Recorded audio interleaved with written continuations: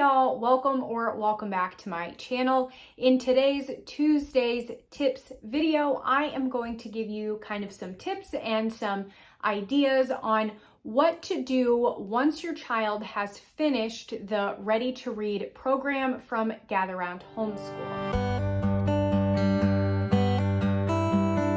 Okay, I do want to kind of preface this video with a couple of things just to kind of give you an idea of where we're at, where we're coming from, where we were, all of the things. So my daughter, for those of you who may be new here, she is almost 6. And so we actually started the Ready to Read program when she was around 4.5 because she was ready to read.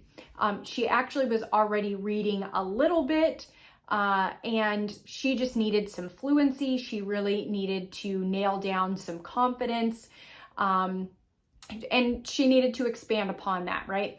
And so I felt that she was at a good place to go ahead and start the Ready to Read program.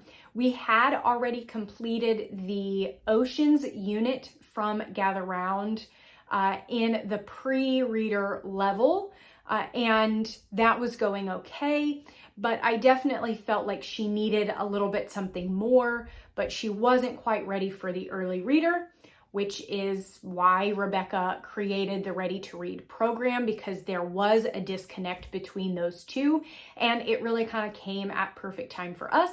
So we came out of Oceans, Ready to Read came about, and so we went into that program. And it did exactly what I had hoped that it would. It really built my daughter's confidence in reading. It taught her the basics of language and, all of the different rules and all of those types of things. And she really enjoyed it. I do have a couple of videos on the Ready to Read series, and I believe I did a review video on Ready to Read as well. I will try and link those up for you, and I will put them down in the description if you're interested in that. I do know I have a flip through of all 4 of the units from the program, so those are available to you if you would like those. But that is not what we are here for. We are here for tips. So if you are, also, my daughter is an only child. So one thing to consider moving forward, and as I give you guys some tips and things, I've tried to think of how you could make this work, or, some tips and things, for most people that have, more than one child. I feel like that's the majority, especially when it comes to Gather Round. That's kind of the point, is to make it easier for families. So I've tried to include some of those kinds of tips and those thoughts in my tips as well. Okay, I think this probably goes without saying, but I am gonna say it anyways. You obviously are going to need to assess where your child is at. Once you have completed all 4 of the program, or all 4 of the units, one thing that you could do is, if your child is still needing some practice, if you feel like maybe they've not quite really mastered those concepts that they needed to, you could go in and get those practice packs and work with them on those, depending on what they need. Now, there is one for each unit, so if they don't necessarily need help with concepts covered in units 1 and 2, then you could just do the practice packs for 3 and 4, or maybe you just need 4, or maybe you just do it by topic. Totally up to you, but that is a really good option, is to go in and use the practice packs that she gives you, because you know that it's the same information that's already been covered, versus going and using something else from another curriculum. That, of course, is absolutely an option, just depending on what you feel comfortable with and what you feel that your child would benefit from most. I know for mine personally, if I needed to, I would prefer to use the practice packs from the curriculum, because, like I said, I know that it's the same information. I know that it's presented in the same way, all of those kinds of things. But obviously, totally up to you. Now, after your assessment, and that I don't mean assessment as in giving them some kind of written test or anything like that, which you could do, or you could do some kind of oral narration or something like that, if that really would give you a better understanding. But Ready to Read is a program that you generally are going to work with your child. And so you'll have a good idea of where they are. But after you have kind of checked over everything, if you think that they are ready to move on and work on the main units, these are kind of some ideas that I have to the Gather Round website, and there are free samples for 1 week. That's a really, really great way to try different levels without having to buy the full curriculum, just to find out that we're actually not ready for this level yet. So you can find the free samples on the website and just try a week.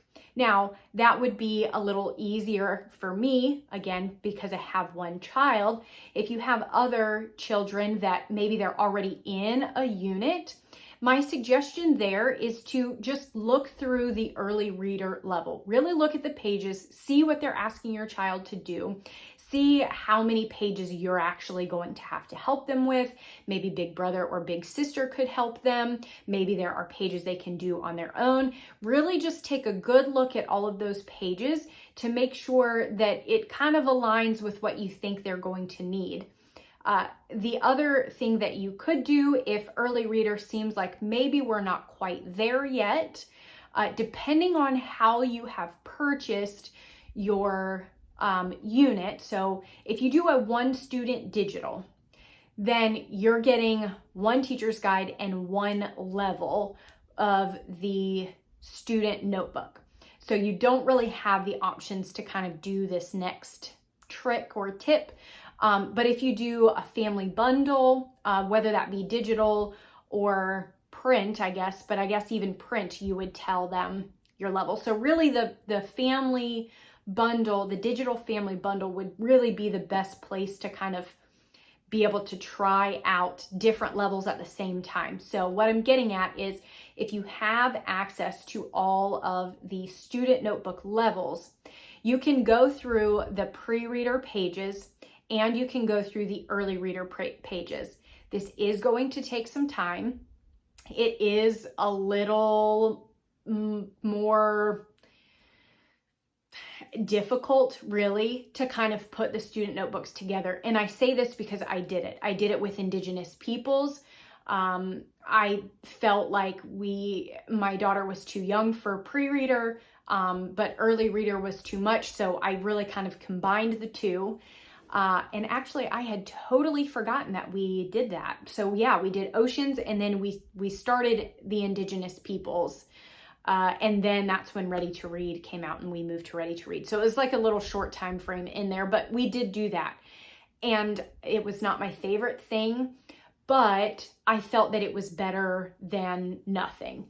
So that's another option. Again, just it's going to take you a little bit more time, but then you could go through and you could pull out some of those early reader pages that maybe are a little bit more challenging or maybe a little bit more on level, and just give them 1 or 2 to work on through that day, versus having the entire lesson for that day be hard and challenging and, then maybe creating tension and pushback. So, yeah, those are suggestions for if you think that they're ready for Ready to Read, or if you think they're ready for early reader level, but you're not quite sure. That's some different ways that you can kind of test it, see how it's working out, and then of course you can kind of adjust as needed. And then of course, this next tip is really more for us as the moms, dads, grandmas, the educator in the situation, is just to practice patience, practice grace, and go slow, right? You both are learning, and sometimes it can be very stressful and it can be very overwhelming, especially if you are trying to review concepts that you've already gone through and they did really well with. Now we're coming into that concept again, but maybe it's worded a little differently, or maybe it's got a little extra something to it to challenge them. and they can give us a little bit of pushback. So just be prepared for that in the event that situations like that come up, because I'm sure they will. I don't know that that will ever end, but it's just something to be mindful of. The early reader in every unit is a little different. And so that's something else that you can consider as well. I obviously have not gone through all of the units. And this maybe even would be a good question to ask in the app or in the Gather Round group on Facebook. But from what I'm gathering, no pun intended, is that the level 1 units, kind of the earlier units, North American birds, maybe space, oceans, those units seem to be a little bit easier in a sense. Like, I don't know how to explain it. They're just not as in depth, I don't think. They're obviously, that's good information and you learn a lot and all of those things, but those may be good units to start with as well, because they may not be, it may not be so heavy. And so if you're thinking about early reader, but you have multiple kids that you're trying to accommodate as well, maybe trying one of those units would be a good place to start. So it's a little bit of, you're kind of easing into it for your early reader, but you're not leaving everybody else out or trying to do 2 separate units for, different children. That, obviously kind of defeats the purpose there. So that is another option. Again, I would say that would be a good question to ask maybe in the app or the group, and you can kind of get a good idea of what unit would be a good one to start with that's maybe a little lighter and a little bit easier to follow to test it out. And the last thing that I kind of want to touch on, I wouldn't really say this is a tip per se, but just something to be mindful of and to know about. Ready to Read has math included, but as you may know, Gather Round does not have math. And so that for us personally was a little bit of a sticking point, because I didn't know where to go. And if you have been following me for a little while now, you know that we kind of went through this issue with math. And so originally when we were doing oceans, we were following along with master books. That was working okay until we went to Ready to Read. I did not want to do master books anymore, so we just strictly did Ready to Read. I assumed when we were done with Ready to Read, we would pick back up with master books and we would move along and that would be fine. For us, that did not work. I have a whole video on that, so if you guys want to watch that, you are welcome to, but it didn't work. I found that we actually are enjoying the Good and the Beautifuls, Simply Good and Beautiful math. My daughter is currently doing the level 1 for that curriculum. So again, something to keep in mind is you are going to have to transition into some other kind of math curriculum. I found that we did transition really smoothly into the Simply Good and Beautiful level 1. With the Good and the Beautiful, on their website, there is an option to do like a little assessment to figure out which level your child would do better in. Mine, she just happened to go into level 1 and that seemed to work really well. I'm not seeing that she's getting confused or anything like that from having the Ready to Read math into the Good and the Beautiful math. So that seems to work pretty well. That is it for today's Tuesday tips video. If you guys have anything that you would like tips or ideas on, make sure you leave me those in the comments. And as always, thank you guys so much for watching, and I will talk to you soon.